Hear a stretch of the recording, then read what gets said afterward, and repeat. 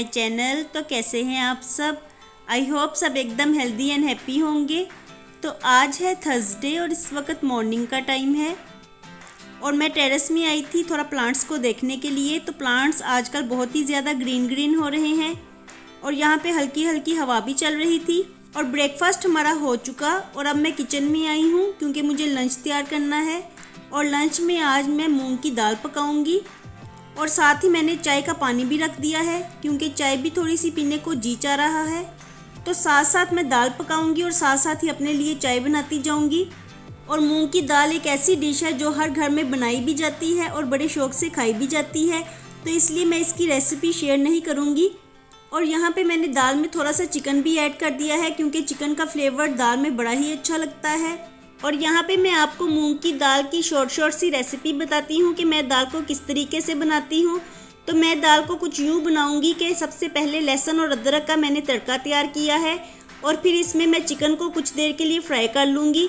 और जैसे ही चिकन अच्छी तरह से फ्राई हो जाएगा तो मैं इसमें बेसिक मसाला जात ऐड करूँगी। तो इसमें कोई भी एक्स्ट्रा स्पाइसेस नहीं डलते और बेसिक मसाला जात ऐड करके मैं इसको कुछ देर के लिए भून लूँगी। और जैसे ही मैं चिकन की अच्छी तरह से भुनाई कर लूँगी तो फिर इसमें दाल को ऐड कर दूँगी और फिर इसे पकने के लिए रख दूँगी। और 10 से 15 मिनट में ही हमारी दाल पक के तैयार हो जाएगी।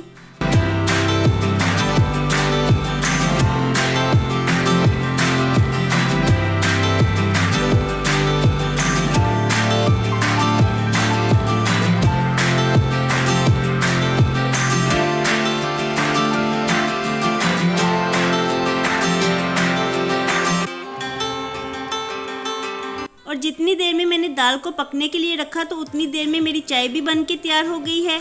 तो अब मैं अपनी चाय को एंजॉय करूंगी और साथ में मैं अपनी हाउस हेल्पर को भी चाय दे दूंगी क्योंकि चाय अकेले पीने का मज़ा नहीं आता जब तक कि आपका कोई साथ ना दे।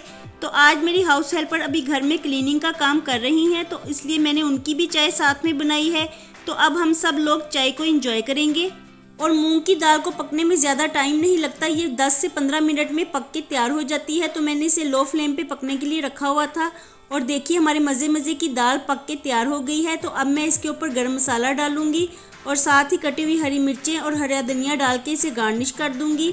और अभी लंच करने में थोड़ा सा टाइम बाकी है क्योंकि दाल जल्दी ही पक के तैयार हो गई है। तो अब जब सबका मन होगा तो मैं उनको रोटियाँ भी पका दूँगी। और अभी कुछ टाइम फ्री ही था तो उतनी देर में मैं रेनबो आइसक्रीम बना लूँगी। तो इसके लिए मैंने 1.5 कप व्हिपिंग क्रीम ली है और व्हिपिंग क्रीम को मैं कुछ देर के लिए बीट कर लूँगी।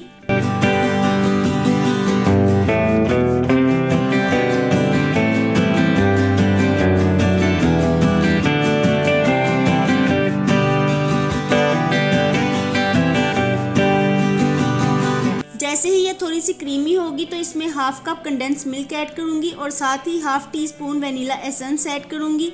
और अब मैं इसे तब तक बीट करूँगी जब तक कि ये अपने साइज़ में डबल ना हो जाए।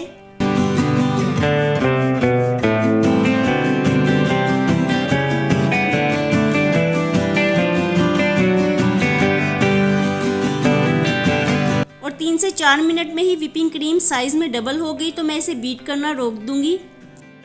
और अब मैं इसे 5 पार्ट्स में डिवाइड कर लूँगी क्योंकि मुझे रेनबो कलर्स बनाने हैं।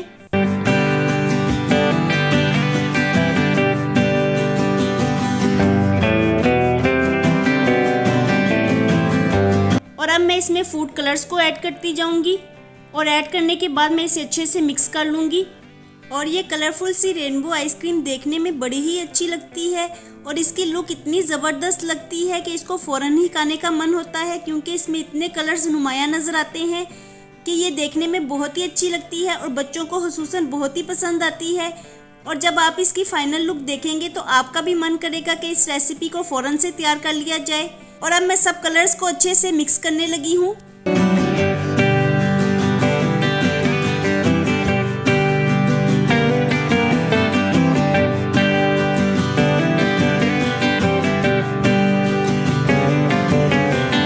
जैसे ही सब कलर्स अच्छे से तैयार हो जाएंगे तो मैं इन्हें कंटेनर्स में डालती जाऊंगी और 1 बाय 1 हर कलर के स्पून को एक दूसरे के ऊपर डालती जाऊंगी। तो इस तरह से जब सब कलर्स एक दूसरे के ऊपर डलते जाएंगे तो बिल्कुल रेनबो की शक्ल निकल आएगी और ये कलर्स देखने में बहुत ही अच्छे लगते हैं।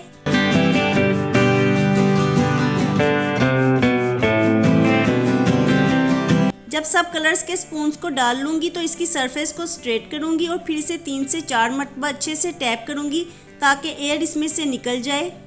और अब इसके ऊपर क्लिंग रैप लगा के इसे अच्छे से एयर टाइट कर दूँगी ताकि एयर इसमें बिल्कुल दाखिल ना हो, क्योंकि एयर से क्रिस्टल्स बन जाते हैं। और अब मैं इसे 6 से 7 घंटों के लिए फ्रीज़ कर दूँगी और 6 से 7 घंटों में ही हमारी आइसक्रीम जम के तैयार हो जाएगी। और यहाँ पे किसी ने भी लंच नहीं किया, जैसे मैंने दाल को पका के रखा हुआ था वो वैसे की वैसे ही पड़ी रह गई। और अब हम लोग जा रहे हैं क्योंकि हनान का रिज़ल्ट आउट हुआ है, फाइनल रिज़ल्ट। तो हनान अच्छे नंबरों से पास हो गया है और वो कह रहा था कि मुझे कहीं पे लेके चलें।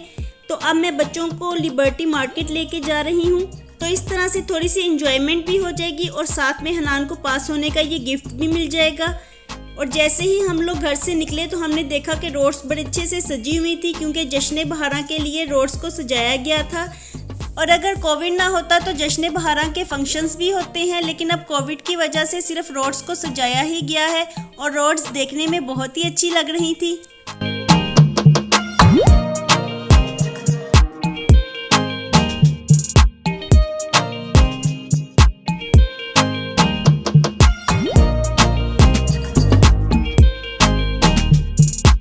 और अब हम लोग लिबर्टी मार्केट पहुंच गए हैं और आते साथ ही सबकी नज़र गोलगप्पों पे पड़ गई है। तो नॉर्मली हम लोग गोलगप्पे नहीं खाते क्योंकि खटास की वजह से बच्चों के गले खराब हो जाते हैं, लेकिन आज चूंकि एंजॉयमेंट के लिए निकले हैं तो फिर आज खाने बनते ही हैं। और सबको गोलगप्पे खाने में बहुत ही मज़े के लगे।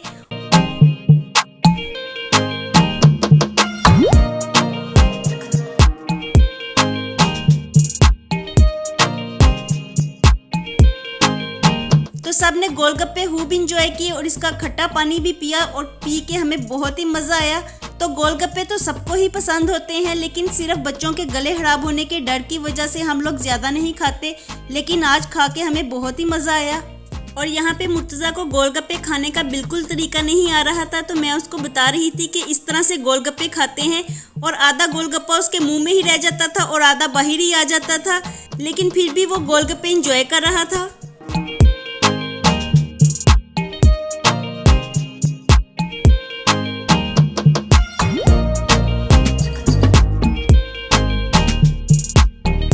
और जैसे ही हम गोलगप्पे खा के फ्री हुए तो मुर्तज़ा की नज़र एक और चीज़ पे पड़ गई। और इसका तो वो हाल है कि ये जो भी चीज़ देखता है ये यही कहता है कि मैंने ये चीज़ लेनी है। और यहाँ पे मुर्तज़ा ऑटोमेटिक कार को चला रहा है और कार वाला भाई इसके पीछे दौड़ें लगा रहा है और मुर्तज़ा इंजॉय कर रहा था। कभी वो हमारे पास लेके आता था तो हम लोग डर के एकदम से पीछे हो जाते थे कि कहीं ये हमें मार ही ना दे। तो मुर्तज़ा ने कार को खूब इंजॉय किया।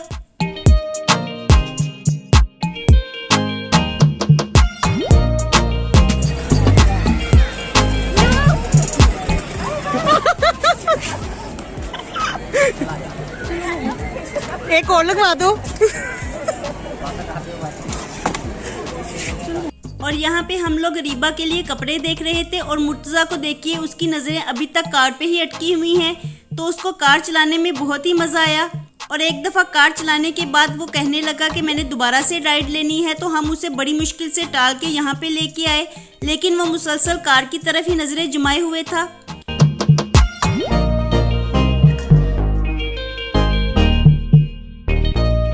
और यहाँ पे हमें एक बड़ा प्यारा सा छोटा सा डॉगी देखने को मिला और ये बड़ा ही प्यारा था, तो हमने इसको भी कैप्चर कर लिया।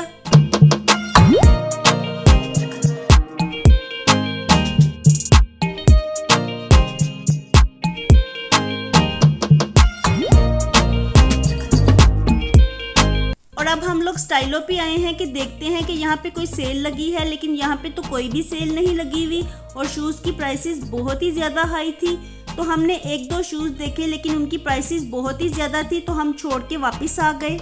तो हम स्टाइलो में ऐसे ही विंडो शॉपिंग करते रहे।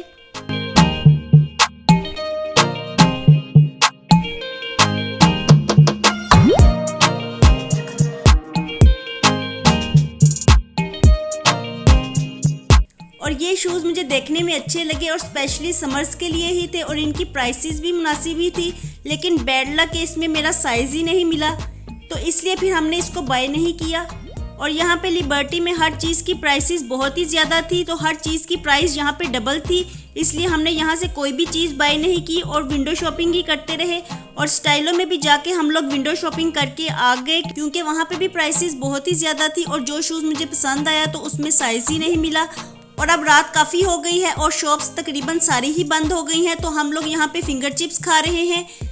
और इस वक्त भूख भी बहुत ज़्यादा लग रही है क्योंकि लंच भी किसी ने नहीं किया था और यहाँ पे हम लोग विंडो शॉपिंग करते करते ही थक गए। और रात 8 बजे यहाँ पे सारी शॉप्स क्लोज हो गई, तो अब हम लोग घर वापस जा रहे हैं और घर वापस जाके हम लोग फ़ौरन से डिनर करेंगे क्योंकि इस वक्त भूख बहुत ज़्यादा लग गई है। यहाँ पे हम लोगों ने फ्रेंच फ्राइज़ और गोलगप्पे खाए, तो इससे भूख नहीं जाती, इसलिए हम घर जाते साथ ही अब फ़ौरन से डिनर करेंगे। और घर आते साथ ही हम लोगों ने फ़ौरन से डिनर किया और इस दौरान मैंने वीडियो नहीं बनाई क्योंकि भूख बहुत ज़्यादा लगी हुई थी और इस वक्त मुझे वीडियो का ख्याल बिल्कुल नहीं आया।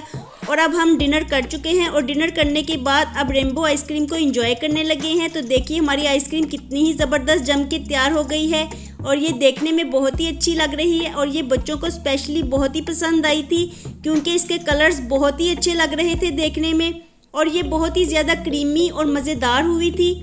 और देखिए हमारी आइसक्रीम कितनी अच्छी लग रही है देखने में। तो आइए आप भी हमारे साथ आइसक्रीम को एंजॉय कर लीजिए।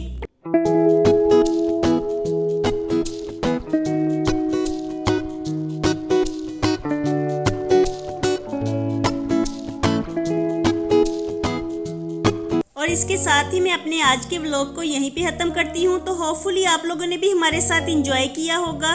वीडियो पसंद आई हो तो इसे लाइक कीजिएगा, फ्रेंड्स एंड फैमिली के साथ शेयर भी कीजिएगा। चैनल पे नए होंगे तो सब्सक्राइब ज़रूर कर दीजिएगा। मैं मिलती हूँ आपसे दोबारा with the next vlog. Bye bye and take care.